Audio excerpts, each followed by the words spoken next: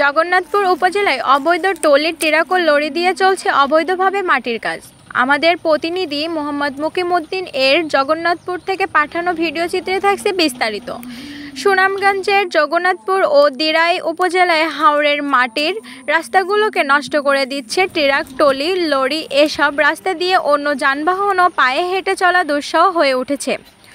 জগন্নাথপুর উপজেলার চিলাউড়া সমধল গ্রাম এলাকা থেকে লুয়াই হাওরের বুক ছিঁড়ে বয়ে গেছে আঁকাবাঁকা ছোট মাটির রাস্তা।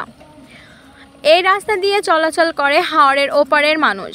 এছাড়া বৈশাখ মৌসুমে এই রাস্তা দিয়ে হাওরের ধান বাড়িতে আনা হয়। জেলার বিভিন্ন গ্রামের পাশ দিয়ে বয়ে যাওয়া নদী থেকে অবৈধভাবে মাটি তুলছে এসব ট্রাক, লরি।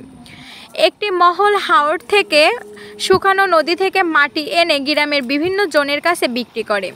স্বার্থতুল যে মহলের মাটির ব্যবসার কারণে রাস্তাগুলো নষ্ট হয়ে যাচ্ছে। এখন বৃষ্টি হলেই রাস্তার গর্তে পানি জমে রাস্তাটি দুর্দশায় পরিণত হবে। স্থানীয়রা ক্ষোভ প্রকাশ করতে বলেন, তারা মাটির ব্যবসা করতে গিয়ে হাওরের রাস্তাটি সর্বনাশ করে দিচ্ছে, তা দেখার জন্য কেউ নেই। তারা বলেন, আমরা অসহায় নিরুপায়, তাদের বিরুদ্ধে প্রতিবাদ করার সাহস নেই, তাই প্রশাসনের হস্তক্ষেপ কামনা করছে এলাকাবাসী।